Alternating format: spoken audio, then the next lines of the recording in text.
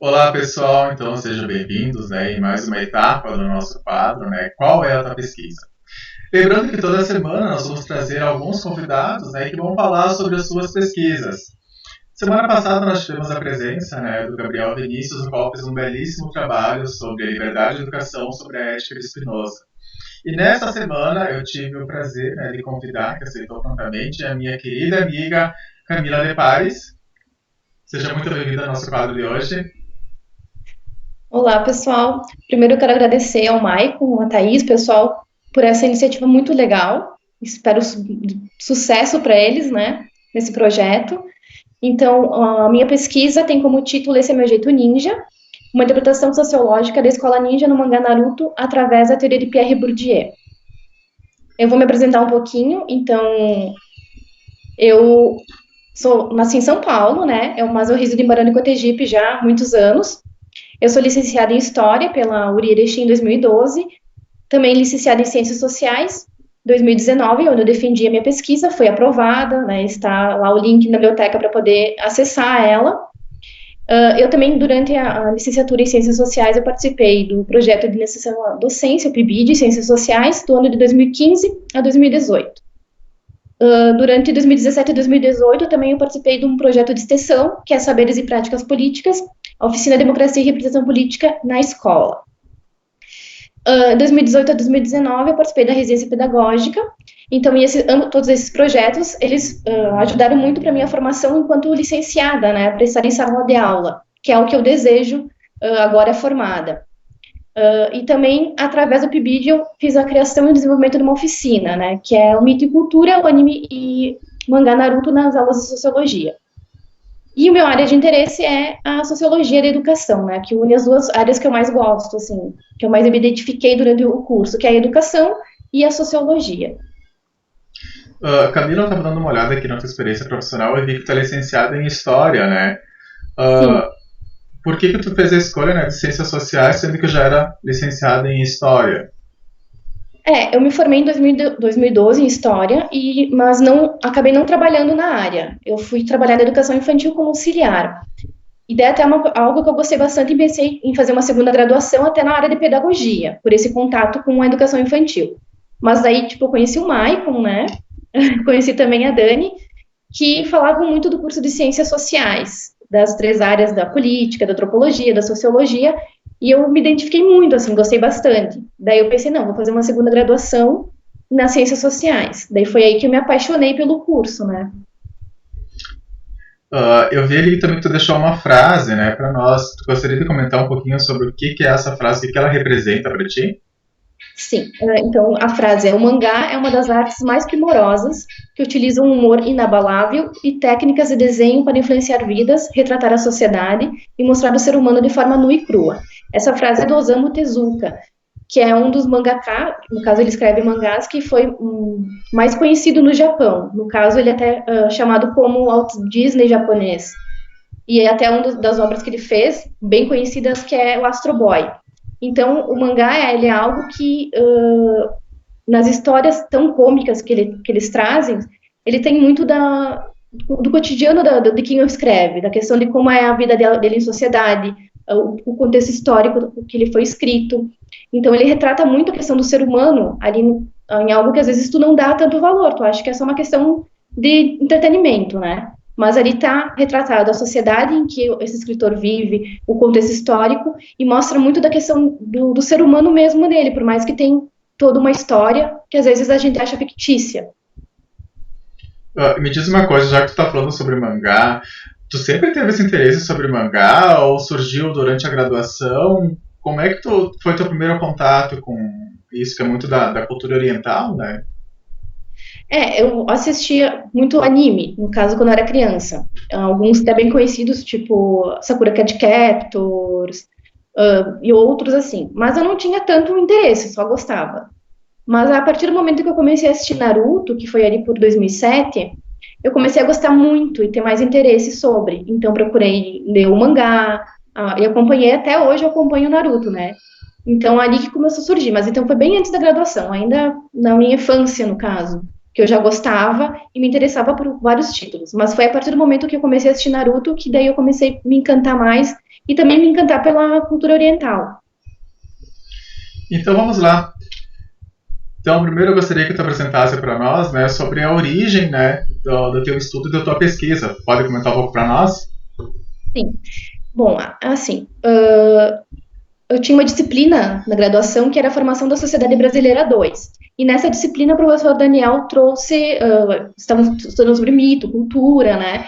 E daí ele trouxe uma atividade para nós fazer, que era desenvolver um material de apoio, uma aula, para trabalhar em sala de aula, usando mito, cultura, de forma didática.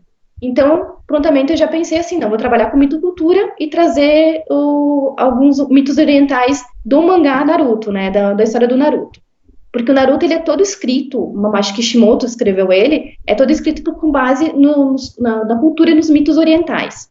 Então, eu fiz essa atividade e achei legal. Através daí, no outro semestre, teve a disciplina de metodologia de pesquisa qualitativa. Então, nós também tivemos que desenvolver uma pesquisa qualitativa.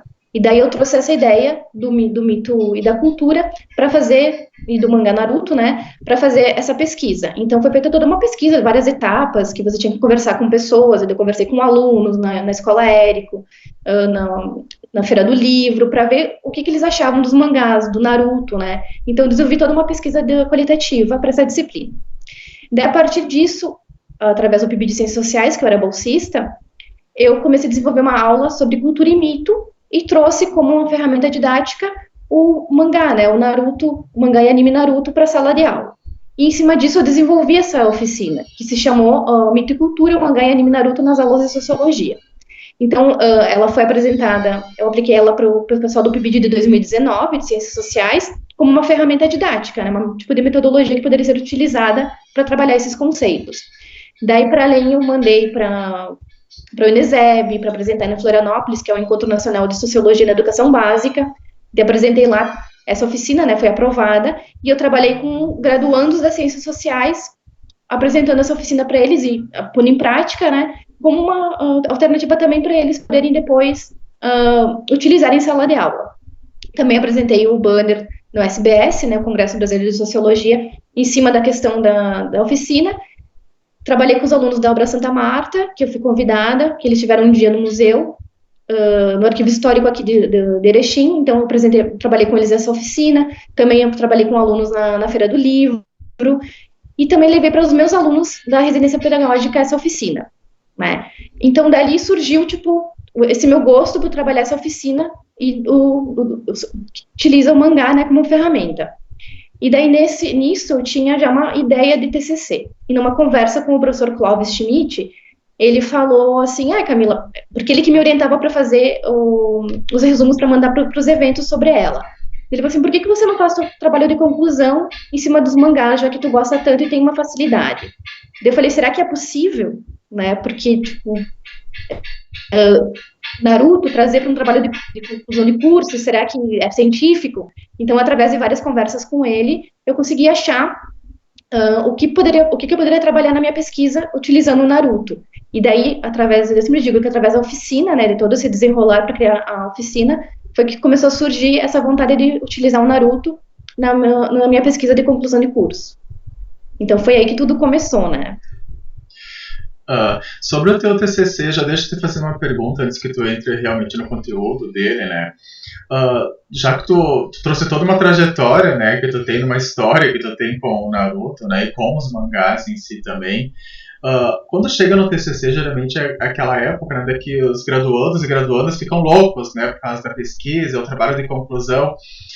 Tu acha, né, que por essa tua proximidade com os mangás e com o Naruto, né, por toda essa tua experiência que tu já teve, né, com ele, e por toda essa tua paixão, né, digamos assim, né, pelo Naruto e pelos mangás também, fez com que tu fizesse o trabalho de conclusão da pesquisa ser mais tranquilo, ser mais apaixonante, assim, tu ter mais prazer por fazer, ou tu acha que aquela pressão realmente acadêmica, ela é indiferente, né, de toda aquela pressão, né, de toda essa questão, né, de ter um prazer de fazer, mas tu acaba sendo tão pressionado por essa parte burocrática, né, e também tem todas as normas e especificidades que tem que ter no trabalho de conclusão de curso, né. Tu acha que isso teve alguma influência, prejudicou ou foi mais de boa? o teu trabalho em si da conclusão do curso? Eu acho assim que foi mais tranquilo, porque eu tinha uma outra ideia de tema para o meu TCC que eu estava bem desmotivada. Daí, quando o professor Clóvis trouxe essa possibilidade de eu poder trazer Naruto, né, trabalhar em cima da sociologia com ele, eu fiquei bem mais empolgada no caso. Então, assim, tem toda a pressão acadêmica, né? Tu tem prazo, tu tem meta, daí tu tem, tipo, eu lidei com a teoria do Bourdieu, que ela é bem complicada. Então, dava também aqueles nervosismos, os ataques de ansiedade para cumprir os prazos e tudo mais, mas tornou-se muito mais prazeroso, porque eu estava fazendo sobre o que eu queria mesmo, uma coisa que eu gostava muito. Então, acho que facilitou um pouco mais. Eu acho que o que deixava mais nervosa, assim, a questão, é porque muita gente vinha e dizia assim, tá, mas Naruto, o que o Naruto vai contribuir, né, muda a tua pesquisa, não vai dar certo, tu não vai conseguir terminar. Então, isso às vezes dava uns ataques de choro, assim, porque eu tive isso, de pensar assim, tipo, será que vai dar certo, né? Porque tinha muito essa cobrança, né? Então, acho que isso que foi mais o que prejudicou, assim, que me deixava nervosa, porque muita gente não acreditava que poderia dar certo, por ser tratado de Naruto. Então, isso, mas na questão de todo o TCC, assim, eu sei que é bem difícil, já passei por um TCC na história, né, então percebo, assim, que foi muito mais prazeroso, porque era algo que eu estava amando, e às vezes, por mais que me deixava nervosa e triste, essa questão de ficarem cobrando, como assim, Naruto, né, me deixava mais vontade ainda de mostrar, não, é possível, e eu vou mostrar isso. Então, me dava mais uma motivação, né, mas acho que foi bem mais fácil fazer algo sobre que eu queria mesmo, que eu gostava muito. Isso aí, então, para o pessoal de casa entender, né, como vai funcionar. Eu vou estar aqui no cantinho, tá? E a Camila, ela vai apresentando a pesquisa. Eu vou estar passando os slides, tá, Camila? Então, qualquer coisa, dá um grito ali, Michael, passa slide, faz um sinal ali que eu passo slide, tá? E se precisar, também me chama que eu vou estar aqui. Certo? Vamos lá, então. Então, como eu falei, o título da minha pesquisa é Esse é Meu Jeito Ninja, uma interpretação sociológica da escola ninja no mangá Naruto através da teoria de Pierre Bourdieu. Como eu tinha citado, o professor Clóvis foi meu primeiro orientador, o orientador do curso, né, do projeto todo, só que como ele foi fazer o doutorado fora, quem me ajudou também, e me serviu como orientador também, foi o professor Gustavo Giora. Então, como objetivo principal, a minha pesquisa tinha interpretar a ação pedagógica contida na escola ninja do mangá Naruto como uma instituição social que tem por atribuição produzir o hábito social do estudante. A justificativa. Então, como eu falei da oficina, você percebe assim que os alunos gostam muito e faz parte do cotidiano deles mangá, anime, e Naruto é bastante popular entre os jovens, porque é algo, ele é atual e continua produzindo até hoje, né? Então, assim, eles estão ligados, e os mangás estão ligados a um contexto histórico, cultural, social, de comportamento. E esse estudo dessas mídias, passa por ser importante porque é um conhecimento científico também. Tu levar Naruto para dentro da universidade e fazer uma pesquisa, como o professor Bernardo e o professor Daniel, que foram minha banca, falaram, eu salientei muito da questão, assim, que tu trabalhar o mangá Naruto, que é bastante popular, tu consegue ultrapassar as barreiras do muro da academia e levar esse conhecimento, levar uma teoria do Bourdieu, que é bastante densa, para fora, para a sociedade poder compreender. Mas também uma coisa que eles me salientaram bastante é a questão que você também quebra os muros da academia para dentro. No caso de você levar Naruto, que era tão dito assim, não, Naruto, como assim algo científico sobre Naruto? Então eu pude mostrar que é possível. Além de ser um exercício sociológico, você permite pegar um objeto que é empírico, popular, e transformar num objeto que é de estudo sociológico. E como eu falei, né, a questão da popularidade do mangá Naruto. Todas as etapas que eu fiz da minha oficina, conversa com jovens, você vê que ele é muito conhecido, ele é muito popular. Então, essas são as justificativas para a minha pesquisa. Então, eu vou trazer, pode passar, Mike, com isso. A estrutura, mais ou menos, do meu TCC. Então, ela tem como primeiro capítulo a sociologia das histórias em quadrinhos, em que eu faço uma questão, uma abordagem das histórias em quadrinhos a partir de uma perspectiva sociológica. No subcapítulo Sociologia em Mangá, então eu trago um pouco do contexto histórico do surgimento e desenvolvimento dos mangás e a relevância que tem o seu estudo. No outro subcapítulo, a hierarquia social dos objetos de estudo, busca justificar o porquê da minha escolha. Como eu falei antes, no caso era muito cobrada de como assim vou fazer um trabalho de conclusão de cursos utilizando Naruto. Então, eu trouxe até a questão da teoria do Pierre Bourdieu, que ele fala sobre a questão da hierarquia dos objetos de estudo dentro da academia, onde eles dizem que certos objetos são mais relevantes e outros não. Né? Então, eu quis tentar justificar, através do próprio autor que eu utilizei para fazer meu TCC, justificar o porquê da minha escolha. Então, no capítulo 2, Epistemologia e Metodologia de Pierre Bourdieu, eu trago um pouco dos elementos de construção do conhecimento científico do Pierre Bourdieu. No subcapítulo Bourdieu e Reprodução Social, então eu trago os principais conceitos da obra A Reprodução, Elementos para uma Teoria do Sistema de Ensino, que é escrita pelo Pierre Bourdieu em parceria com o Jean-Claude Passeron, que foi o que eu utilizei mesmo, né, a teoria desse livro, para poder fazer a minha pesquisa. No capítulo 3, eu trago um pouco do contexto de Naruto, da história do Naruto, evidenciando a estrutura da escola ninja, até para o leitor se aproximar, o leitor que não conhece tanto o Naruto na história, poder ter um pouco de conhecimento sobre o que é a história do Naruto, né, do mangá. No capítulo 4, eu trago a metodologia de pesquisa, né, então eu apresento a metodologia que eu utilizei para fazer essa pesquisa. E no capítulo 5, a escola ninja de Naruto e a reprodução social do Pierre Bourdieu, onde eu faço toda a análise e interpretação dos capítulos selecionados do mangá Naruto, referentes à escola ninja, né? E demais etapas para a formação da trajetória ninja dentro da escola. Pode passar. Então, agora eu vou falar um pouquinho sobre os conceitos que eu trago do Pierre Bourdieu, da obra dele, A Reprodução, que é escrita junto com o Jean-Claude Passeron. Só vou abrir aqui as minhas anotações. Então, primeiro, eu acho importante salientar também, que eu não apresentei ainda, um pouquinho sobre o Naruto, para o leitor, para a pessoa que está assistindo o vídeo também ter uma noção do que é. Então, Naruto é uma série de mangá escrita e ilustrado por Masashi Kishimoto. Ela foi lançada em 1999 no Japão e foi adaptado para anime em 2002. No Brasil, tanto o mangá como o anime, eles foram lançados em 2007. Então, o mangá Naruto, ele foi escrito e ilustrado por Masashi Kishimoto, como eu falei. Ele foi publicado durante 15 anos, de 1999 a 2014, com um total de 700 capítulos que são compilados em 72 volumes. No Brasil, o mangá Naruto, ele é publicado desde 2007, como eu falei, pela editora italiana Panini Comics. Ele é vendido nas bancas, né, por assinatura, e também conta de fácil acesso na internet. Então, o mangá tem como personagem principal um jovem ninja que dá nome à série, Naruto Uzumaki, e conta a sua história em busca do reconhecimento social, da superação, e que sonha tornar-se Hokage. Hokage seria o principal líder ninja, o ninja mais poderoso da sua vila. Então, como eu falei, eu trouxe um pouquinho, né, da sociologia das histórias em quadrinhos. Então, as histórias em quadrinhos, elas são cercadas por inúmeras argumentações, né, e só é possível serem compreendidas e resignadas através de um processo de análise. No caso, você pensa as HQs como se fosse só uma questão de entretenimento, mas, na verdade, há muito que se analisar nas HQs, porque eles são produtos da imaginação de quem as escreve, do contexto histórico de quem está escrevendo elas. Então, os indivíduos que escrevem as HQs, elas trazem carregados dentro de si interesses, consciente ou não, que eles expressam nessa história. Então, as histórias em quadrinhos, elas são a personificação da expressão dos costumes, dos sentimentos, dos valores dos seus criadores, bem como do contexto histórico e social em que esses autores se encontram.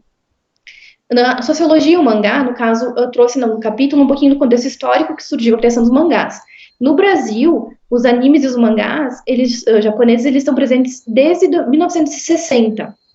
Mas a partir do ano de 1990 e sobretudo 2000 é que começaram a se difundir e ganhar o gosto de jovens, crianças, adultos até hoje.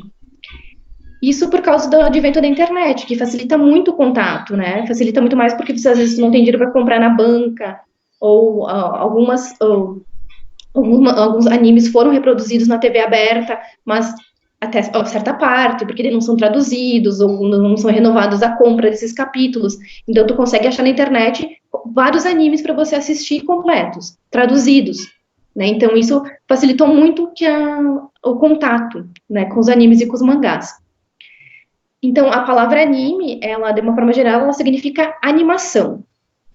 Para os japoneses, anime significa qualquer animação, né? Pode ser desenhos, qualquer coisa para eles é anime. Só que para nós ocidentais, para quem gosta dos animes que não é do Japão, considera anime só o que é produzido no Japão. Só os animes, para eles é tudo, é só o que é produzido no Japão. A palavra mangá já significa imagem a partir de si mesma. E é a mesma coisa, para nós, os HQs, as histórias em quadrinhos, né, são as histórias escritas nos Estados Unidos, no Brasil. E já mangá é tudo que é escrito no Japão. Sendo que para os japoneses, não, pode ser mangá, história em quadrinho, pode ser revista, para eles tudo eles chamam de mangá. Então, assim, você percebe que os mangás e tanto os animes, eles têm se disseminado pelo gosto do jovem brasileiro. E quando eles frequentam a escola, eles trazem muito nisso, porque a escola é um espaço de ensino e socialização, então eles socializam muito a questão dos animes, trocam figuras, conversam sobre os animes que eles gostam, personagens, então acaba fazendo parte das suas narrativas. E diante disso dá para ver que você pode trabalhar eles, né, dentro no ensino, utilizar como ferramenta. Então você vê assim que você verifica os animes e mangás como um fenômeno cultural de massa. Eles são oriundos do Japão, só que eles vêm reunindo um grande número de fãs no mundo inteiro, e no Brasil também. Então você vê até a questão de eventos de anime, eventos que acontecem no Brasil, que reúne milhares de pessoas, né? Então você vê quanto vai crescendo a questão de fãs dos animes e dos mangás.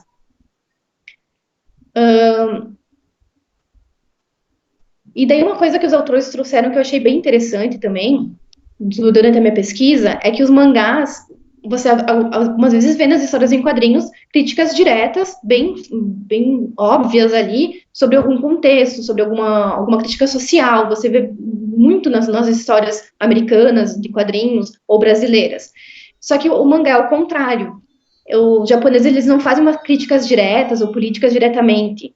Eles como nós americanas e brasileiras, porque para eles os mangás servem como uma válvula de escape, por causa que eles são bastante cobrados, né, socialmente, no trabalho, na escola, então os mangás servem como uma forma de fugir dessa realidade, de ler e se entreter.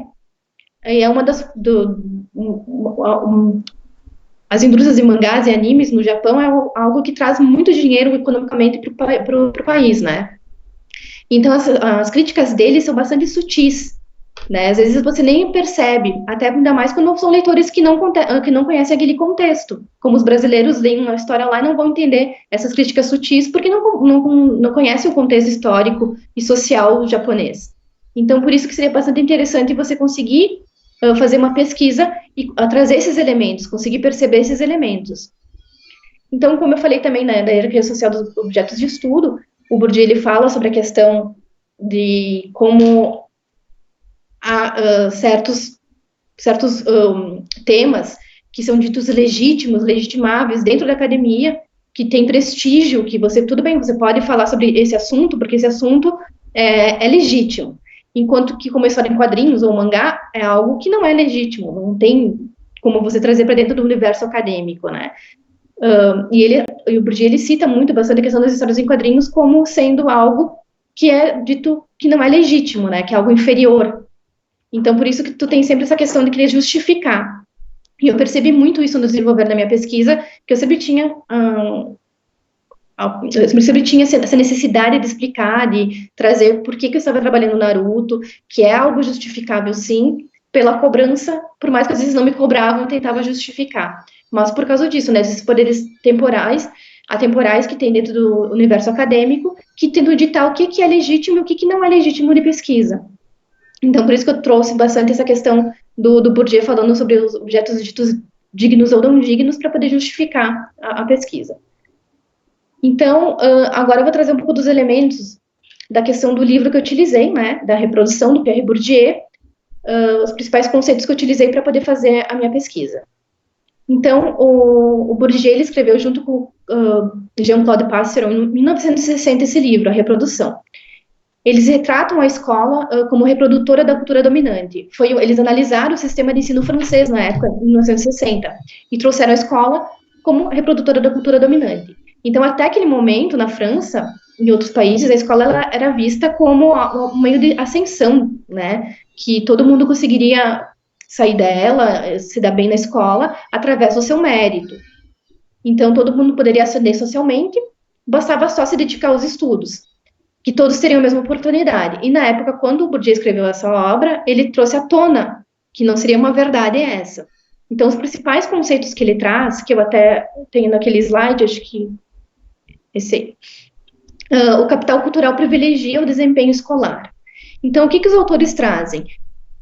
Que cada aluno, cada indivíduo, ele se caracteriza pela sua bagagem socialmente herdada, que inclui elementos que são externos ao indivíduo e que são aplicados em serventia ao sucesso escolar.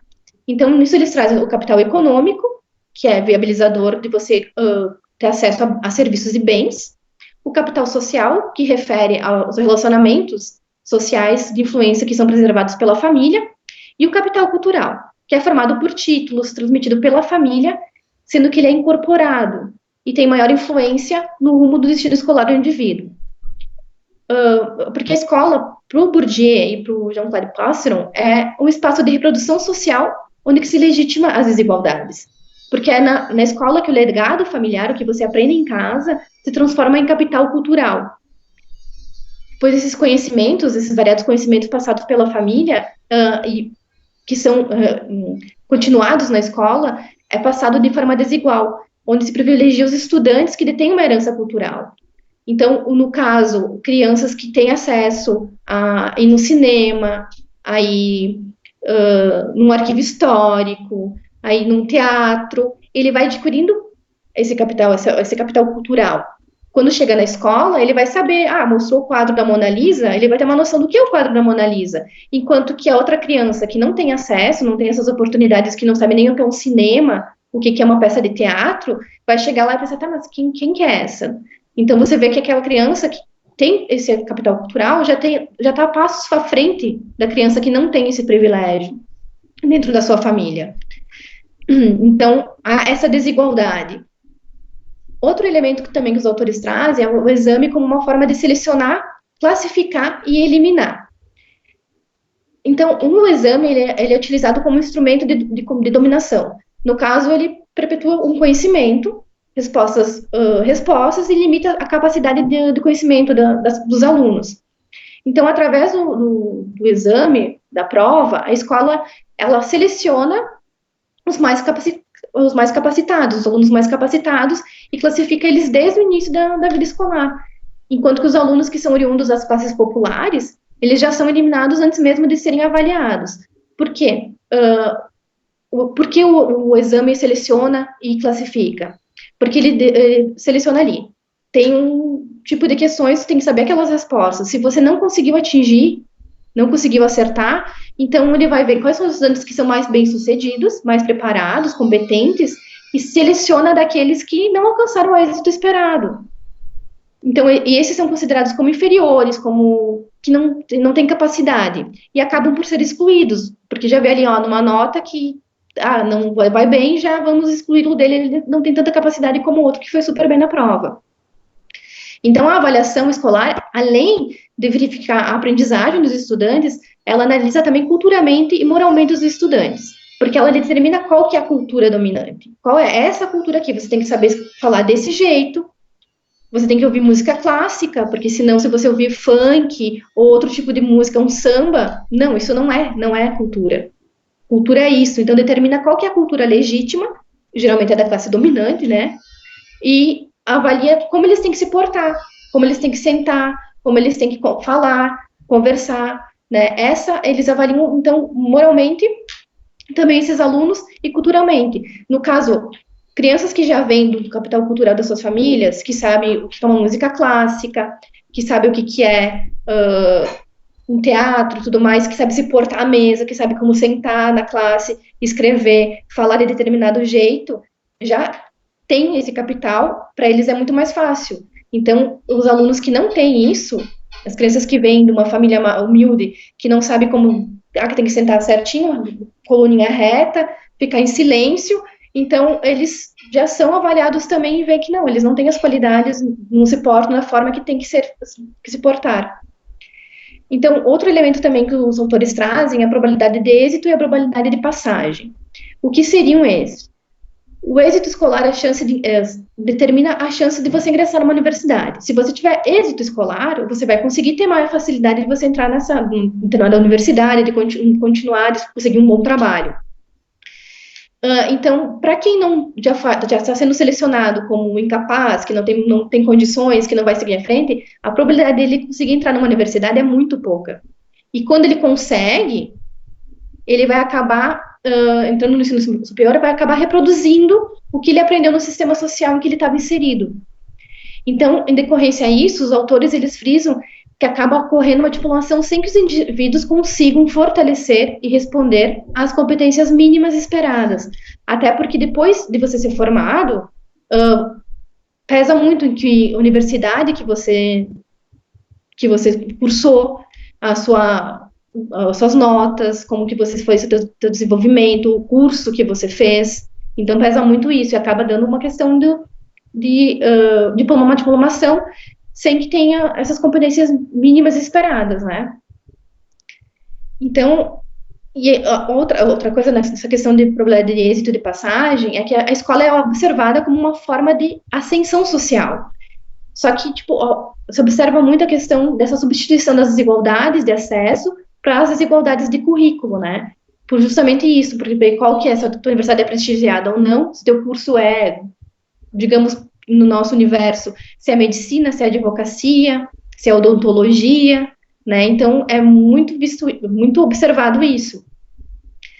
Então, também é um poder simbólico, né? A escola, ela está atrelada a esse poder simbólico e aos capitais de cursos e instituições que são hierarquizadas. Então, consequentemente, acaba sustentando-se a divisão e a reprodução da classe social. Então, os autores vão trazer também a questão da comunicação pedagógica. Então, a comunicação pedagógica, ela é assimilada e compreendida só pelos aqueles estudantes que detêm essa bagagem cultural, né? Que detêm o capital cultural, que dominam os códigos para poder entender o que o professor está passando, para entender essa comunicação. Enquanto que esses estudantes que são oriundos de classes populares, eles são marginalizados, porque suas dificuldades são muito grandes e eles não conseguem compreender essa comunicação pedagógica. E essa dificuldade é atribuída como se fosse uma falta de inteligência, uma falta de vontade, e não se percebe a propriedade arbitrária imposta da cultura escolar. Então, a cultura escolar é a continuação do capital cultural que os alunos têm em casa. É uma continuação, os conteúdos, é uma continuação desse legado que vem de casa. Então, até os autores, eles trazem a questão da adaptação metodológica do discurso da escola direcionado apenas a essa parcela de estudantes, né? Não sendo um discurso neutro, mas sim é um discurso que dissemina a cultura dominante no meio escolar, que é passado tanto por imposição como por ocultação. Então, nesse caso, por exemplo, os professores, eles reproduzem determinada fala que só é compreensível para uma parte dos estudantes, enquanto que a outra parcela dos alunos fica marginalizada com relação a essa mesma fala, porque eles não conseguem, eles não têm os códigos para poder compreender. Então, outra teoria também que os autores trazem é a ideologia do dom e a ideologia do mérito. Então, assim, você percebe que essas diferenças nos resultados escolares dos estudantes, elas são designadas, são atribuídas às diferenças de capacidade, como se eles tivessem dons desproporcionais.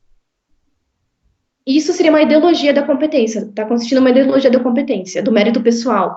Então, se um aluno tiver esforço, se ele se dedicar aos estudos, ele vai ter uma competência necessária para ser bem-sucedido. Essa seria a ideologia do mérito. A ideologia do dom é que atribui a capacidade intelectual a um atributo de nascimento, como se fosse, ele é inteligente, ele é um gênio, ele nasceu assim, então ele consegue. Já não é pelo esforço pessoal, é pelo dom, pela sua capacidade, ele já nasceu inteligente. Então, conforme o Bourdieu, ele vai trazer que a ideologia do dom e a ideologia do mérito são usadas como meios pelos professores para se valer na sala de aula por que acontece essa desigualdade de oportunidades? Por que alguns alunos vão bem e os outros alunos vão mal? Então, eles utilizam dessa ideologia de dom, a ideologia do mérito, para justificar essas diferenças, né? Então, essa legitimação, ela acaba sendo exercida pela escola, dizendo que você não se dedicou o suficiente para conseguir o resultado. ou você não nasceu inteligente como o outro colega, que já é inteligente de natureza, ele nasceu assim. Então, assim, acaba por... O que que acontece? Os filhos das classes dominantes, eles não conseguem ver que é uma herança cultural que eles têm. Que eles vão bem, que eles têm um bom desenvolvimento escolar, porque é uma herança cultural.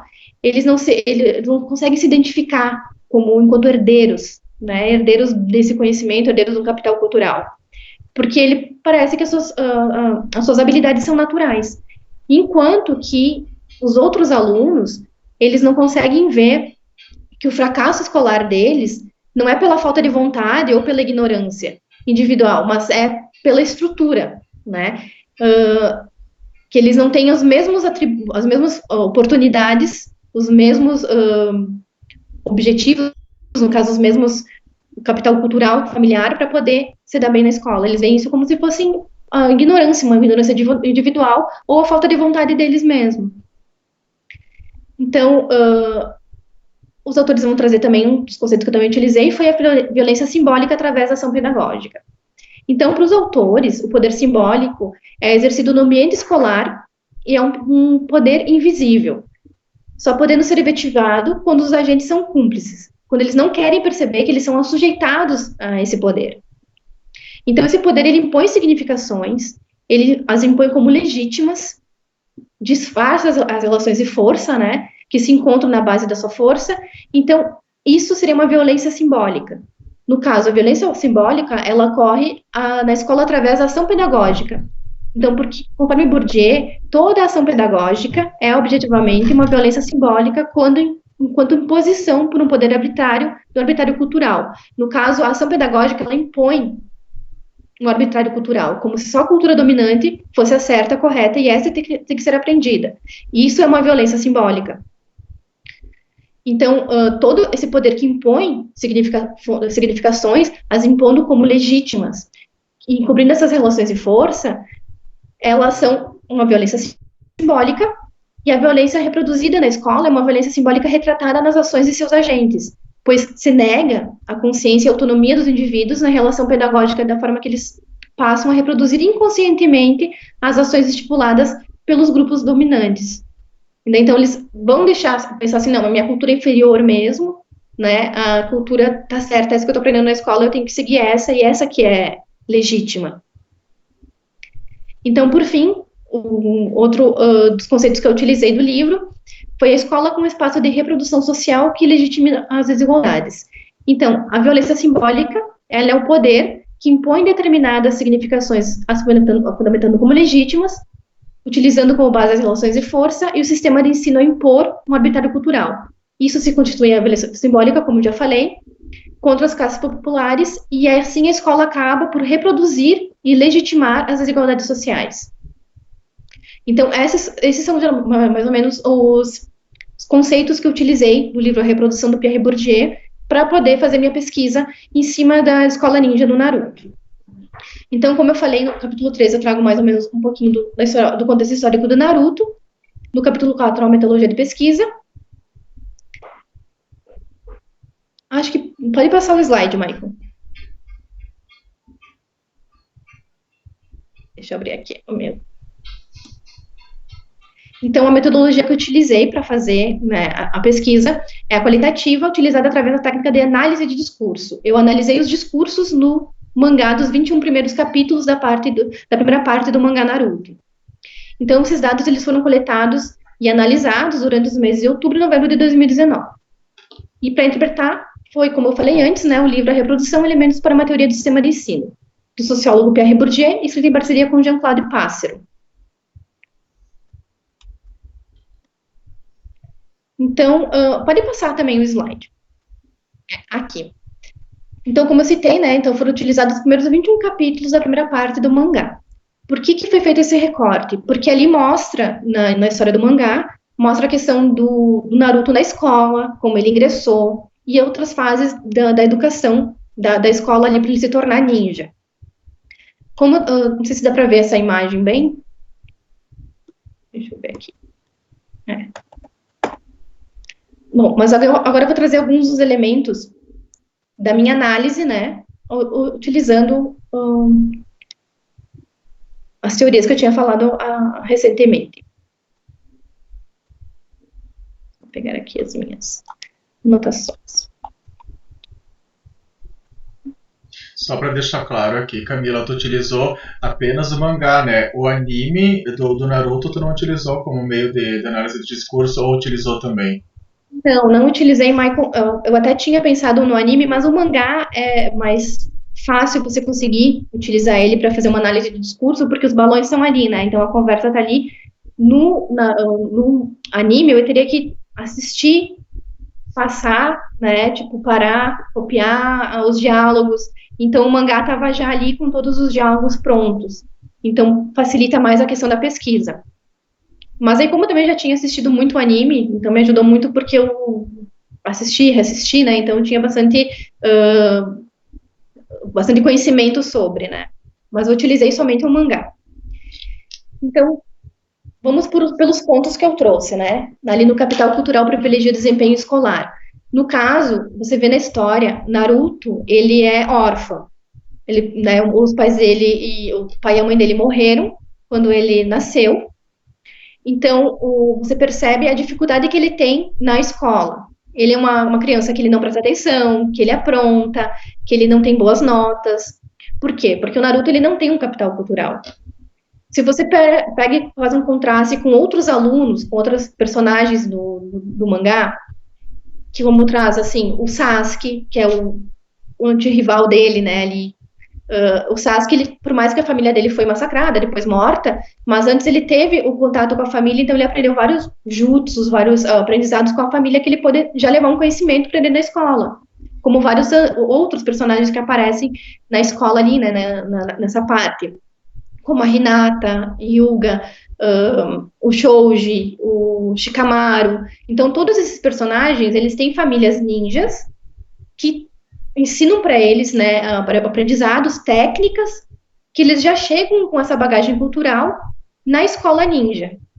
Enquanto que o Naruto já não tem isso, ele não tem uma família para poder ensinar, por mais que a mãe dele era uma ninja muito forte, o pai dele foi o quarto Hokage, né, nasceu sem a presença dele sozinho, então ele não teve um capital cultural, uma família que pudesse trazer técnicos, ensinar técnicas e ele chegar com essa bagagem cultural na escola. Então, você percebe a dificuldade dele perto dos outros alunos que têm essa bagagem. Tanto que ele reprova 3 vezes no teste para se tornar ninja, né? Então, você percebe essa questão dele não ter uma bagagem cultural. Assim como outros personagens, como o Rock Lee. O Rock Lee, o pai dele sempre foi um genin, no caso, um nível baixo de ninja, nunca conseguiu subir nesse ranking, né, de ninjas. E ele não traz um legado, ele não faz ninjutsu, nem genjutsu, só tem o taijutsu, ele tem que ter um esforço próprio, até muitas vezes ele questiona, no primeiro encontro dele com o Sasuke, ele fala assim, vamos ver o que é mais importante, se você se é a sua genialidade, atribuindo a questão do Sasuke como um gênio, né, porque ele era do clã Uchiha, muito prestigiado, muito conhecido, então todo mundo via ele como um gênio, que ele tinha boas notas, que ele era inteligente, que ele era forte. Enquanto que o Rock Lee, ele falava, vamos dizer o que vence, a sua genialidade ou o esforço pessoal. Então, isso remete muito à questão de como eu trouxe antes, né, da questão da ideologia do dom, ideologia do mérito, né, do Rock Lee se vê como um mérito, né, ele tem muito esforço pessoal, ele tenta, ele para conseguir passar, para conseguir se tornar um bom ninja. Enquanto que o Sasuke já tem um dom, porque ele é super inteligente. Outra questão também do exame, né, como uma forma de selecionar, classificar e eliminar, essa questão que traz muito do Naruto, ele reprova 3 vezes no teste para poder passar, para se tornar ninja. Sendo que, como eu trouxe na questão do TCC, a escola ninja, todo mundo tem acesso a ela, né? Todas as crianças da vila. E é muito prestigiado a questão de você se tornar um ninja, porque é a base econômica da vila. Você se tornar ninja e servir para missões contratadas por outras vilas, por outros locais, para escolta, várias funções. O ninja vai trabalhar sua força de trabalho, vende a sua força de trabalho, né, enquanto ninja, e recebe uma quantia como a vila também. E isso se baseia toda a economia dela para poder sobreviver. Então, todo mundo tem acesso à escola. Só que para você se tornar ninja, você tem que passar por exames, por provas, para poder se tornar tanto. Então, o Naruto, ele reprova 3 vezes nos testes dele. Ele é um aluno que, como eu falei antes, não presta atenção, não senta, não faz bagunça, mata a aula. Todo momento ele quer chamar a atenção. Então, você vê essa questão do exame, que até tem, eu não sei se nesse slide aparece, deixa eu ver, aqui eu enxergo melhor o slide. Aqui mostra, né, O Uruka brigando com o Naruto? que ele fugiu na aula e ele falou assim, não, você tem que estudar porque amanhã vai ser o exame de graduação, no caso, o exame de graduação para você se tornar ninja. E você já reprovou outras vezes no exame, né? Daí ele faz uma revisão para eles, para o exame de graduação que seria no dia seguinte. E daí no dia seguinte aparece o Naruto na escola e ele falou assim, o teste para vocês passarem e se graduarem enquanto ninjas é você fazer um clone, que é se transformar outra pessoa igual a você. E daí o Naruto ainda fala assim, nossa, é justo a minha pior técnica.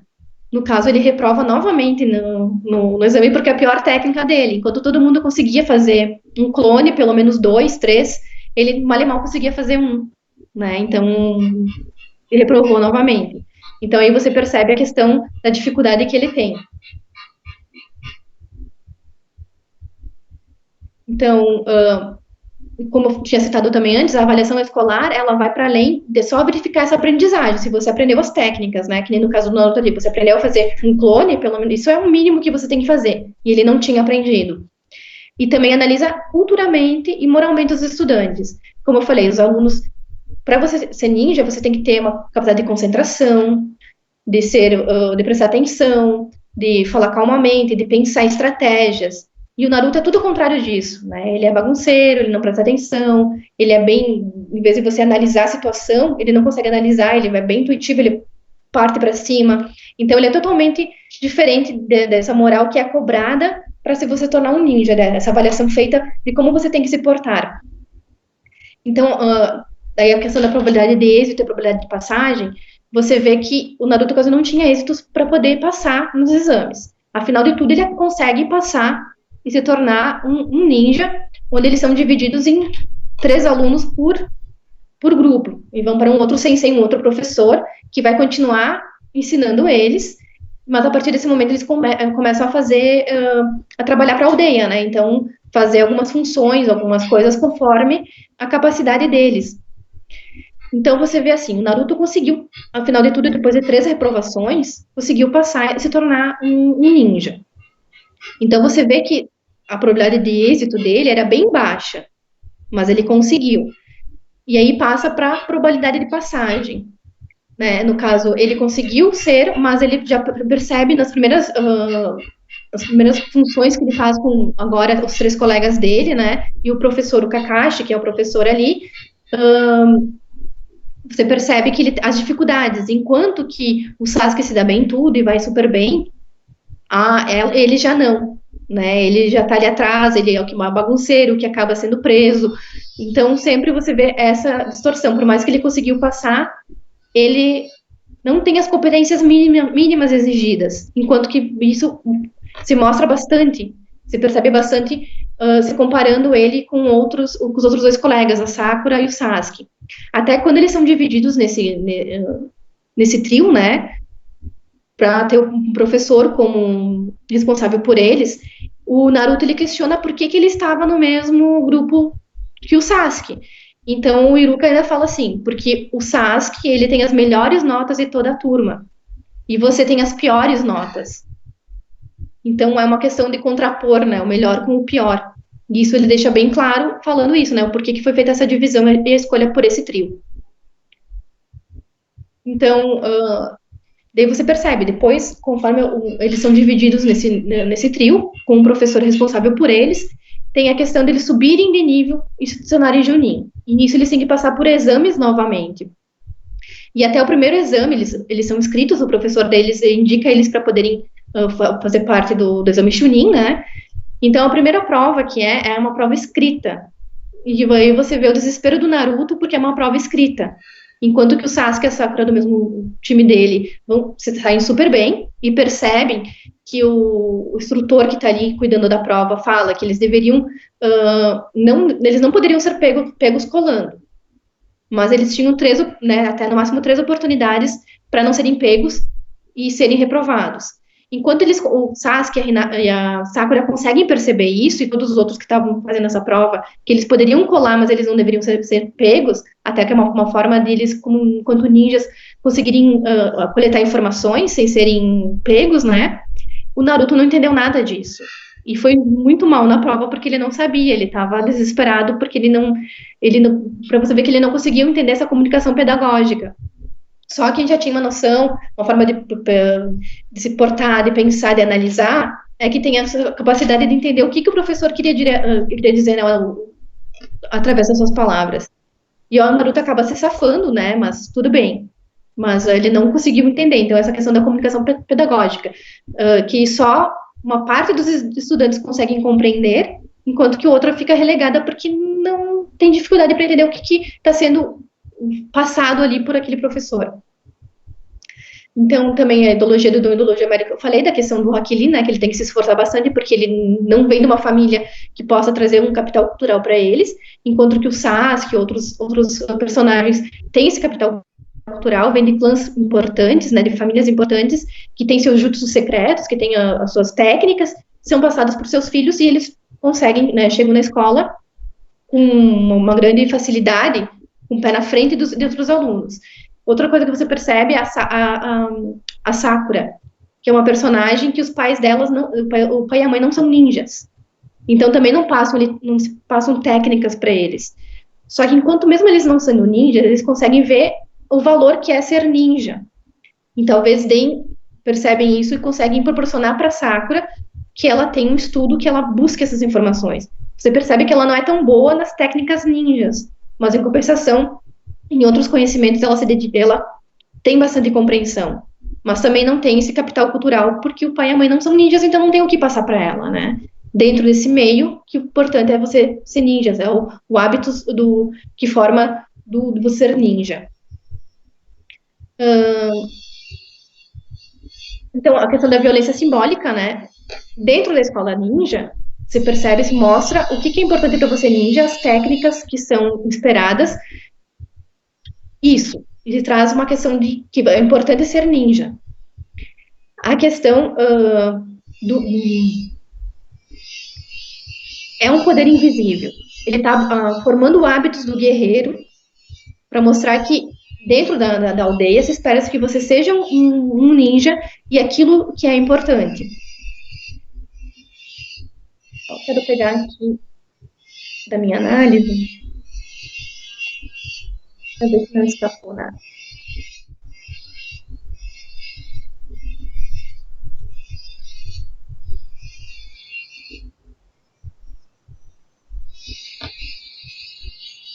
Eu trago isso da questão da violência pedagógica, porque assim, o Iruka é um professor que reconheceu o Naruto, foi bastante importante para ele, de reconhecimento, do primeiro pessoa a reconhecer ele, porque Naruto, não expliquei antes, mas ele é um Jinchuriki, né? Ele é uma pessoa, ele tem dentro dele selado um demônio de uma raposa. Então, ele é visto na sociedade, tipo, na aldeia, como se fosse um monstro. Então, todo mundo ignora ele. E o professor Iruka desenvolveu um certo carinho por ele, uma amizade. E mesmo desenvolvendo isso, ele, em nenhum momento, ele deixa de traçar a ação pedagógica dele, né, de impor o que é importante para a escola, o currículo, e no momento ele passa por cima disso para passar a mão na cabeça do Naruto. Então você vê essa questão da ação pedagógica como ela é legitimadora. Até porque, quando o Naruto faz um dos exemplos que eu trouxe, quando o Naruto ele vai fazer a prova dele, que ele reprova, que ele tem que fazer um clone, o professor que estava junto com ele fala o porquê que ele não passa o Naruto, né? Já é a terceira tentativa dele, ele pelo menos tentou, por que você não passa ele? E o Iruka fala assim, todo mundo conseguiu fazer pelo menos 2 clones, o Naruto não conseguiu nenhum. Não tem como eu passar a mão na cabeça dele e aprovar ele. Então, por mais que você vê que o Iruka tem um carinho por ele, que tem uma certa amizade, e no momento ele deixa o currículo escolar, de legitimar o que tem que ser feito pelo Naruto, né? Ele tá ali cumprindo a função dele, que é esse currículo, que é essas normas, é assim que tem que ser.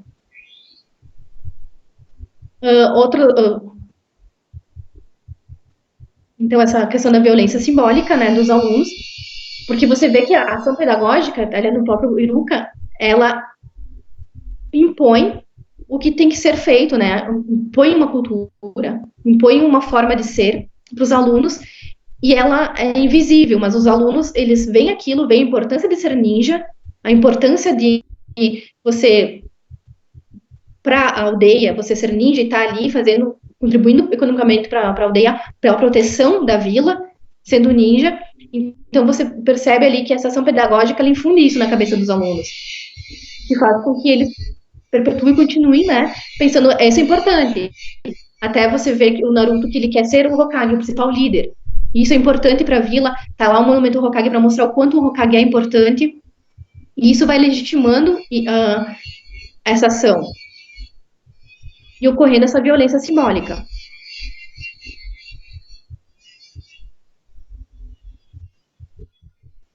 Pode passar o slide, Michael.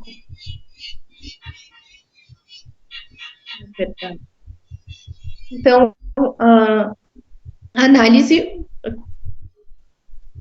Eu trouxe só um pouquinho, vou virar para mim conseguir ver isso.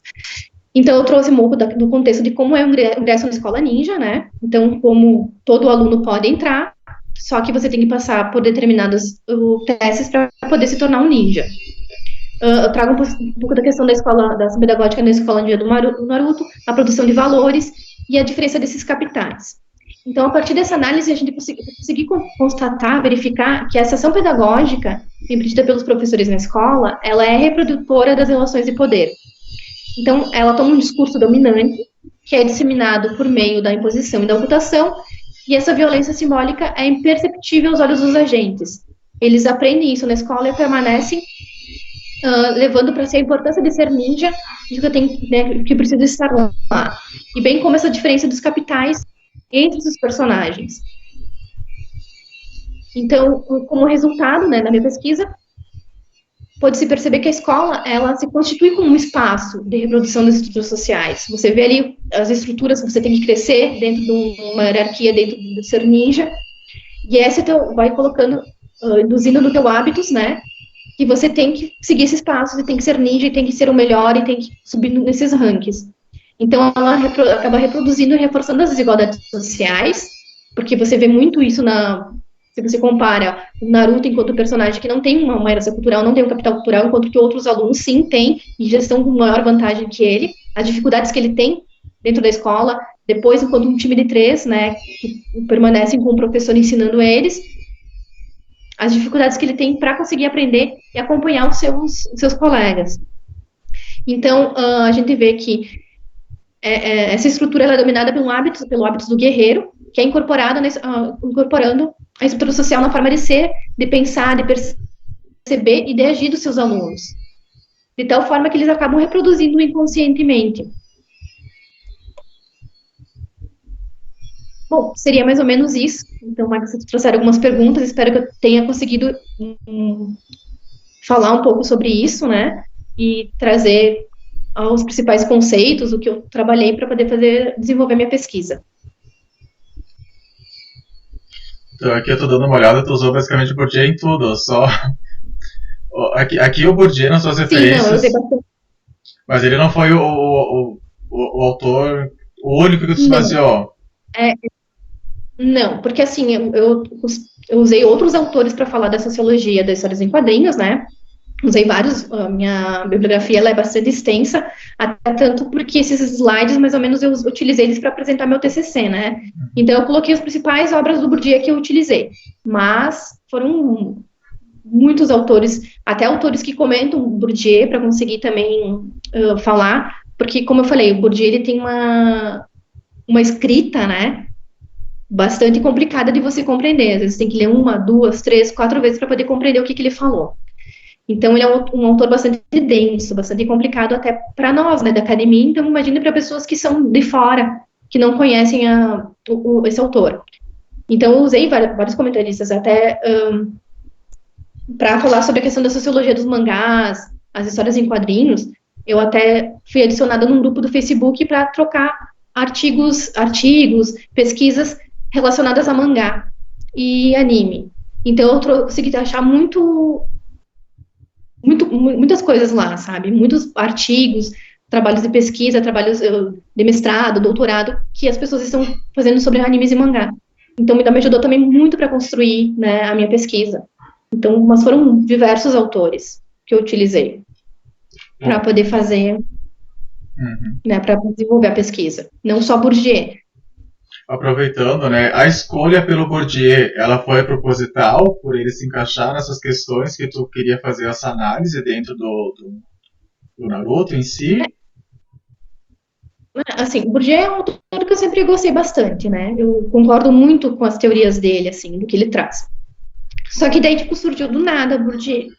Quando eu falei com o Clóvis que eu queria fazer sobre Naruto, né, que a gente falou, nós vamos conversar, e o Clóvis, ele nunca assistiu Naruto na vida, ele também não sabia, né? E em cima da minha explicação do que era o Naruto, contando um pouquinho da história do Naruto, para ele tentar entender, ele começou a ligar os pontos e falou assim, tá, mas será que aqui na escola não tem isso, hábitos do guerreiro? E ele foi trazendo muitos elementos do Bourdieu. E eu falei, nossa, tá aí. Então, a princípio, a minha pesquisa, que foi o projeto, né, de pesquisa que eu fiz, era para falar um pouco mais do contexto geral do anime, de como era formado o hábitos do guerreiro, né? Daí, o projeto era esse.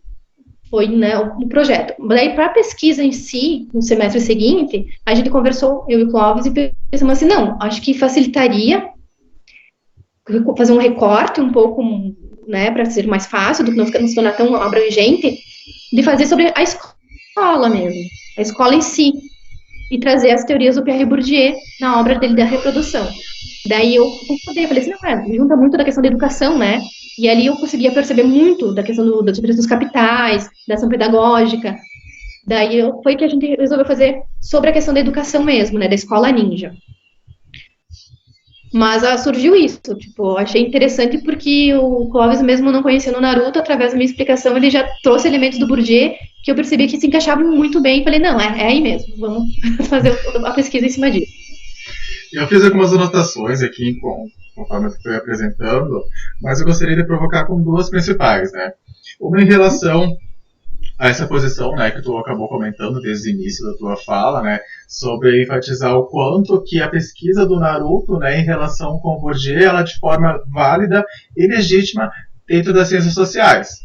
Eu queria saber um pouco de ti se tu teve alguma uma reflexão mais específica dentro do mundo acadêmico, né, em relação a essa pesquisa em si, né, e também eu gostaria que tu comentasse um pouco, né, sobre essa questão que tu traz da obra do Bourdieu, principalmente lá da reprodução, que é uma obra de lá dos anos 60, né, dos anos de 1960, e ela acaba sendo algo tão atemporal, né, que hoje em dia, nos tempos atuais, nós conseguimos verificar esse modelo de reprodução nas escolas, né, nas instituições em si, né, desse modelo. Tá com uma visita aí? Sim, os gatos estão assistindo. Então, e eu te provoco numa questão também, né, sobre trazer uma obra tão atemporal, no qual o Naruto, né, que já tem oficina, que já trabalha, né, com a oficina do Naruto também, tá aí para quem quiser também conhecer e querer que a Camila apresente na oficina em alguns espaços pedagógicos também, tá o convite, né, para o pessoal conhecer. Mas quando tu traz o Naruto hoje em dia, para os dias atuais, sabendo dessa condição, né, do consumo em si, que os desenhos, os animes, ela se renova, né, e acaba vindo outras novidades hoje em dia. Eu te pergunto, né, o Naruto ele acaba sendo de forma tão atemporal, né, como alguns outros desenhos, por exemplo, o Dragon Ball. Então eu tenho essas duas provocações também para te fazer, e se puder comentar um pouco a respeito disso. Então, a primeira pergunta sobre a questão da legitimação dentro da academia, né? Se eu fui bastante pressionada nisso, né? Sim, fui bastante, no caso, por professores, até por colegas de outros cursos. No caso, quando eu comentei, sabe quando tu tá toda empolgada falando assim, vou fazer minha pesquisa sobre Naruto, Pierre Bourdieu. Daí uma colega da filosofia olhou assim, que bom para vocês poderem fazer qualquer coisa, né? Daí eu, tipo assim, não, como qualquer coisa? Eu falei assim, tu já leu Pierre Bourdieu, tu conhece esse autor? Não, não conheço. Eu falei, então, tenta, conheça, é bem importante, tu vai ver, até porque ele também é filósofo, né, ele muitos anos na filosofia, então conheça ele para ver se é fácil lidar com a teoria dele. E bem como não é fazer qualquer coisa, é você ter a capacidade de pegar um objeto empírico e transformar ele científico para a ciência, trazer ele como uma questão científica. Isso talvez se dificulte mais ainda, né? Você conseguir fazer essa transformação e mostrar que um objeto empírico pode ser algo científico. E até de professores dizerem assim, mas por que Naruto? Como assim Naruto? Não tem como, não vai ser possível. Meu próprio orientador de Ora, se ele assistir aqui depois, ele me pediu para me trocar umas 3 vezes de tema de Naruto, de esquecer Naruto.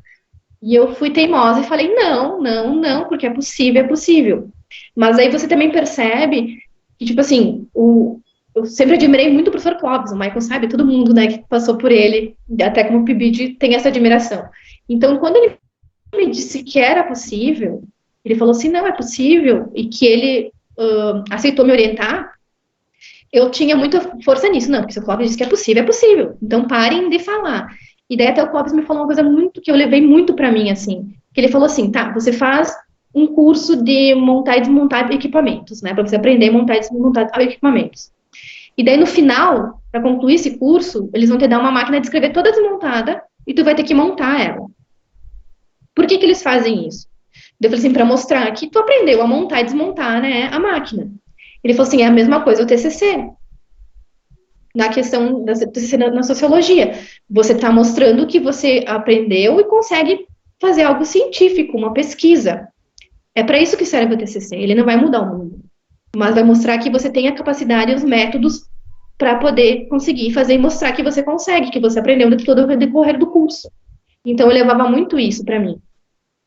Mas teve, assim, muita questão, assim, dentro da academia, de achar que aquilo não seria possível, tanto que até da minha banca questionou por que eu não utilizei no meu TCC inteiro imagens do Naruto.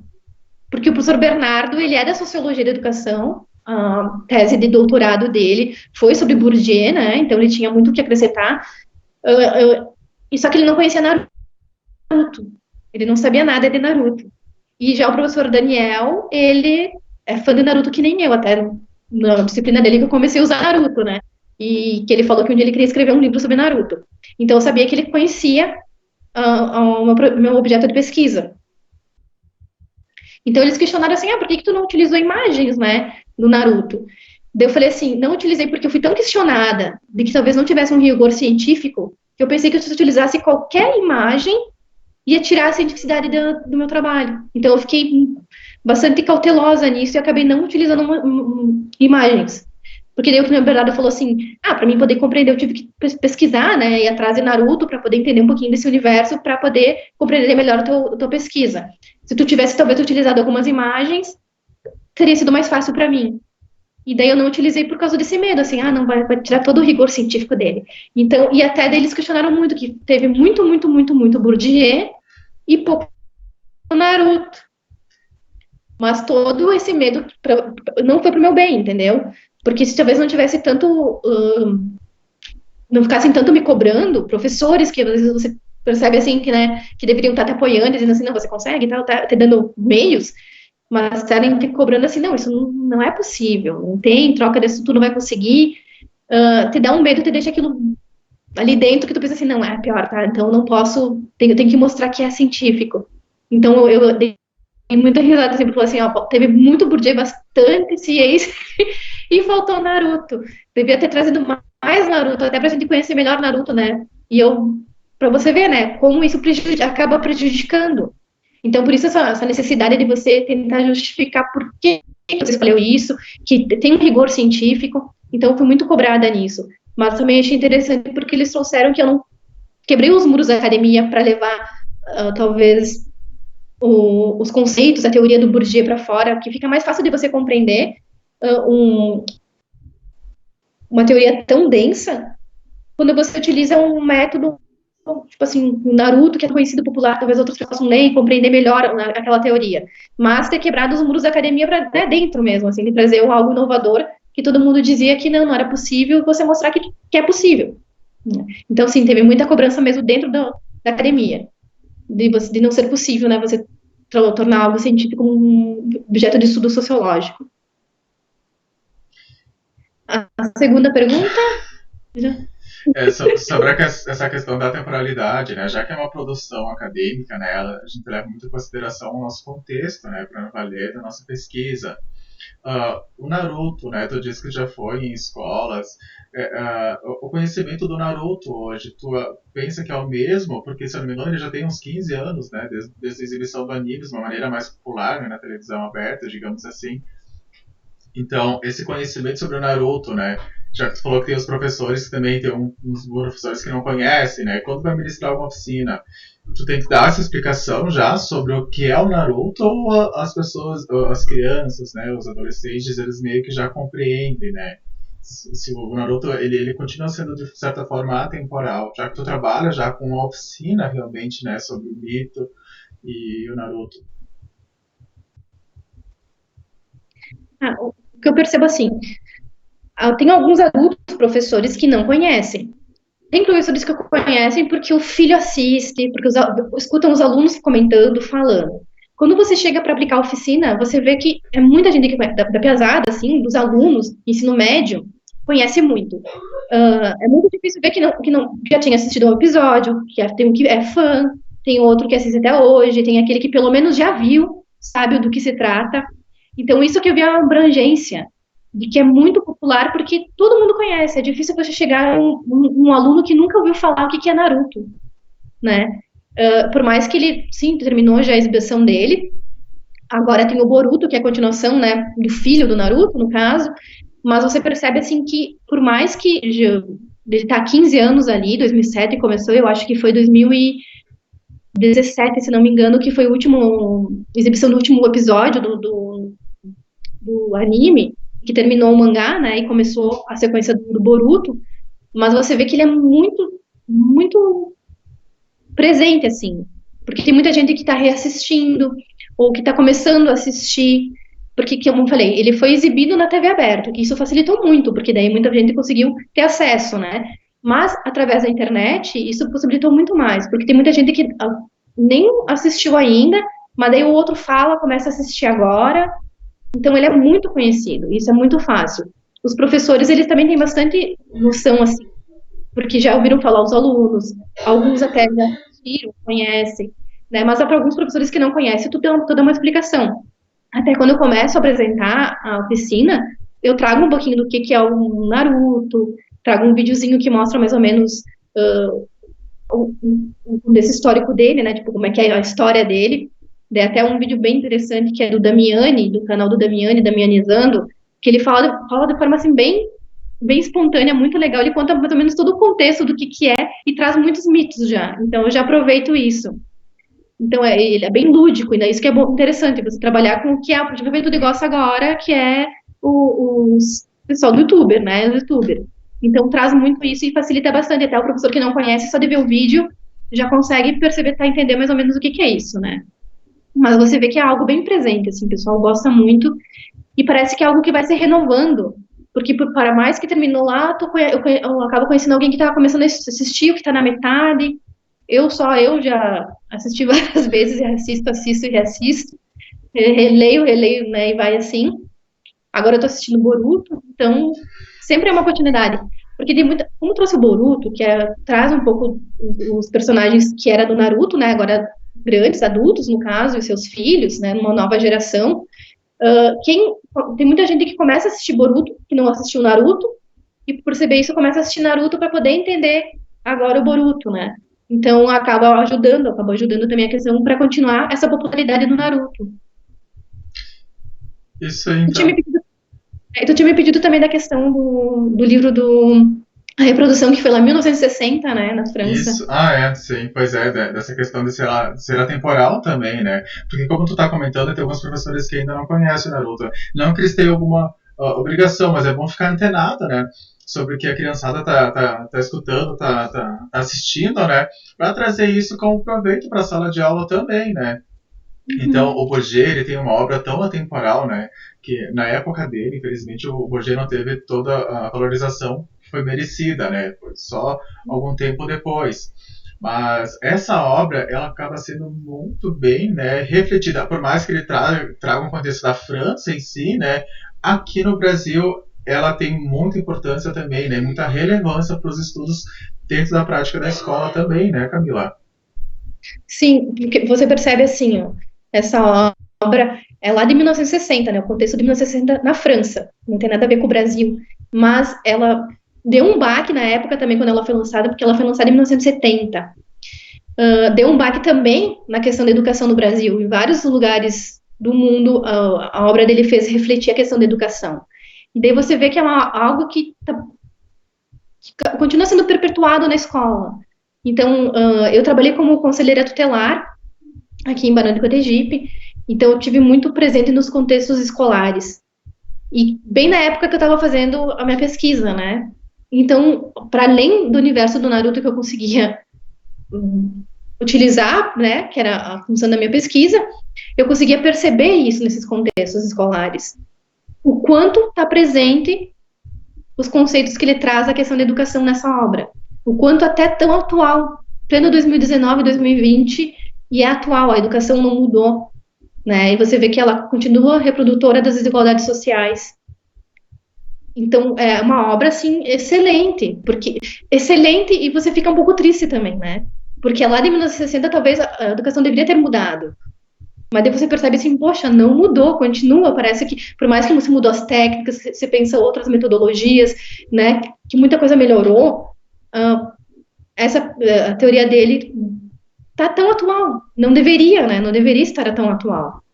Mas tu consegue perceber muito isso no universo escolar, como essa teoria, por mais que ela é de 1960, uma pesquisa de 1960, como ela é atual, francesa, e como ela é atual nos anos de hoje, em pleno século XXI, e como ela se encaixa perfeitamente no ensino brasileiro, né, que aqui, então, ao mesmo tempo que é interessante, né, que você pode utilizar essa obra nos dias de hoje, que ela é muito atemporal, mas eu também aquela tristeza porque, tipo, deveria ter mudado, não deveria ser a escola reprodutora das desigualdades, né, pelo contrário, devia ser bem o contrário, e não é. Mas nós estamos no caminho, né, Camila? Eu acho que o teu trabalho representa muito bem isso, né? Como a escola é importante, como a gente utilizar diferentes formas alternativas, né, de trabalhar dentro da escola, ajuda nessa transformação, né? Então, pessoal, eu gostaria muito de agradecer a presença da Camila hoje, né? Eu sei que o vídeo se estendeu um pouquinho, né, mas foi necessário. Vamos, Camila? Vamos fazer um merchandising? Claro, deve! Não, então, uma coisa também que me surpreendeu muito, assim, que eu fiquei bastante feliz, é que o meu TCC vai virar livro. Então, em fevereiro do ano que vem vai ser lançado pela editora Apres, né? Eu mandei o TCC, eles gostaram muito da pesquisa, acharam um assunto bastante relevante, e daí eu, de primeira mão, estou trazendo para cá, que daí vai se tornar livro, né? E daí espero que agora sim quebre os muros da academia, que consiga levar a teoria do Pierre Bourdieu para fora para outras pessoas lerem, não só para os meus pares, não só para os meus colegas, professores das ciências sociais, né, mas para todo mundo.